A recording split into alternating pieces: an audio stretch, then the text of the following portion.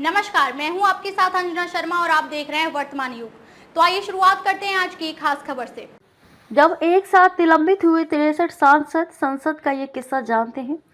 संसद के बजट सत्र में महाकुंभ हादसे पर विपक्ष ने हंगामा मचाया। 15 मार्च 1989 को 63 सांसदों को ठक्कर आयोग की रिपोर्ट पर चर्चा की मांग करने पर निलंबित किया गया था। ठक्कर आयोग ने इंदिरा गांधी की हत्या के कारणों की जांच की थी। संसद के बजट सत्र की शुरुआत हंगामेदार रही है। महाकुंभ में हुए हादसे को लेकर विपक्ष हमलावर है, जबकि सरकार भी उसे घेरने का कोई मौका चूक नहीं रही। ऐसे में 15 मार्च 1989 की वे तारीख याद आती है जब लोकसभा से 63 सांसदों को निलंबित कर दिया गया था। इन सांसदों ने ठक्कर आयोग की रिपोर्ट पर चर्चा करने और उसे सदन के पटल पर रखने की मांग को लेकर हंगामा किया था।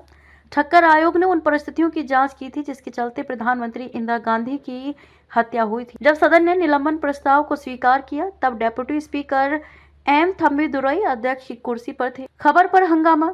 एक न्यूज रिपोर्ट में आरोप लगाया गया कि ठक्कर आयोग की रिपोर्ट में कांग्रेस नेता आर.के. धवन को कथित तौर पर इंदिरा गांधी की हत्या में शामिल बताया गया है।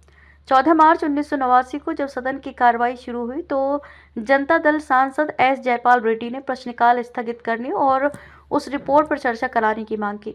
लोकसभा अध्यक्ष बलराम जाखड़ ने कहा कि प्रश्नकाल को निलंबित नहीं किया जा सकता क्योंकि किसी ने भी निलंबन का प्रस्ताव नहीं दिया है। उन्होंने कहा कि वे सदन को समाचार पत्र में छपी किसी बात पर चर्चा करने की अनुमति नहीं दे सकते। गृह मंत्री बूटा सिंह ने बताया कि एक स्पेशल टीम ने पाया है कि आर.के. धवन किसी भी तरह से अपराध में शामिल नहीं थे। बैठक बेनतीजा। बांकुड़ा से सीपीआई सांसद वासुदेव आचार्य ने प्रश्नकाल को निलंबित करने और रिपोर्ट पर चर्चा कराने के लिए नियम 388 के तहत एक प्रस्ताव पेश किया। प्रस्ताव गिर गया और प्रश्नकाल फिर से शुरू हो गया, लेकिन इस मुद्दे पर गतिरोध पूरे दिन जारी रहा। अध्यक्ष ने अगली सुबह नेताओं से अपने ऑफिस में मुलाकात की। तब सरकार ने बताया कि वे जनहित में रिपोर्ट जारी नहीं कर सकती।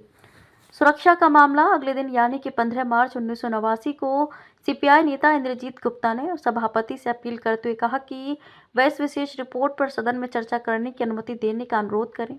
ये राष्ट्रीय सुरक्षा का मामला है। दोनों पक्षों की ओर से बहस चलती रही। दोपहर की भोजन के बाद अध्यक्ष की कुर्सी पर डेप्यूटी स्पीकर एम थम्बीदुरई थे। जब सदन ने अति आवश्यक लोक महत्व के मामलों को ध्यानाकर्षण के तहत लिया तो विपक्षी सदस्य वेल में आने लगे। निलंबन के 2 प्रस्ताव। डेप्यूटी स्पीकर ने केंद्रीय मंत्री एच.के.एल. भगत से सदस्यों को सदन की सेवा से निलंबित करने के लिए एक प्रस्ताव लाने को कहा। भगत ने 58 विपक्षी सांसदों को सप्ताह के शेष दिनों के लिए निलंबित करने का प्रस्ताव रखा था। इस सूची में वीपी सिंह और एस जयपाल रेड्डी भी शामिल थे। सीपीएम सांसद सोमनाथ चटर्जी और सीपीआई के नारायण चौबे ने सदन में विरोध करना शुरू कर दिया। इस पर भगत ने 5 और सांसदों को निलंबित करने का प्रस्ताव रखा। जनता दल के सैयद शहाबुद्दीन ने तब कहा कि वह खुद को निलंबित मानते हैं। खबरों में अब तक के लिए बस इतना ही। फिर होगी आपसे मुलाकात कुछ ऐसी ही खास खबरों के साथ। तब तक के लिए नमस्कार और देखते रहिए वर्तमान युग।